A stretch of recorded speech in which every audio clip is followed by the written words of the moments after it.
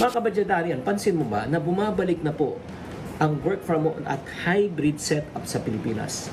Pero ang tanong, handa ka na ba pumasok sa ganitong klaseng trabaho? Tara, alamin po natin. Hi there mga kapatid, this is Chinkitan, your pambansang world coach. Flexi work, ang tatawag po dito, remote work or work from home. Mukhang magiging parte na talaga to ng future workforce ng Pilipinas. Kaya ang tanong, marunong ka na ba at gusto mo na ba makasabay sa trend? Una, ano ba tong flexi work arrangement? Ang ibig sabihin po niyan, may mga ibang kumpanya na pumapayag na po na pwedeng 3 araw pumasok ka sa opisina, 2 araw pwedeng magtrabaho sa inyong bahay, di ba? Syempre, ba't mas maganda tong pasukin? Syempre, number 1, isipin nyo, wala ka ng number 1, pamasahe, di ba? Kung pamasahe pa lang, nasa 200 a day ka, di times 20 days, 4,000 ang matitipid mo, 48,000 in a year. At pangalawa, di ka nakakain sa labas, di ba? And number 3, mas maraming oras sa pamilya. And pang-apat, syempre naman, pwede ka pa magkaroon ng sideline, o di ba? At ang kagandahan yan, pagka-flexi or work from home, balance yung work-life balance.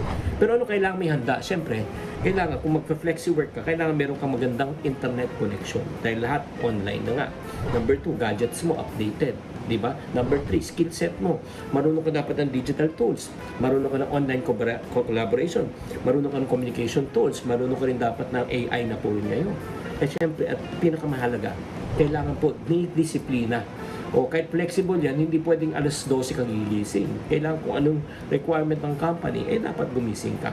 Kaya nga ang tanong, paano ko ba matutukan ito at saka matutunan ko itong flexi work na ito? Una, maghanap ka ng legitimate platforms. Diba? Like for example, Upwork, Online Jobs, PH. Pangalawa, matuto ka. Mag-enroll ka sa mga online courses. Marami na rin pong libre sa YouTube. Diba? Lalo na sa YouTube channel ko. Pangatlo, gumawa ka ng professional profile mo para mapansin ka. Pang-apat, sumama ka sa mga FB groups, mga LinkedIn groups para ipakilala mo ang iyong sarili.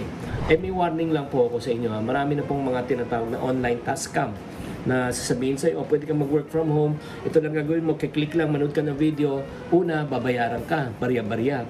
Pero sasabihin sa'yo, alam mo ba, pwede ka pang kumita ng mas malaki kung mag-level up ka, mag-invest ka na rin sa amin. Nako, oras na humingi ng pera po sa inyo para kayo po ay makakumita sa work from home, scam na po yan. Kaya nga, mag-ingat po tayo, huwag po tayo magpapabudol, tatandaan po natin ang work from home ay maganda. Basta sa legitimate kayo magpapa-employ.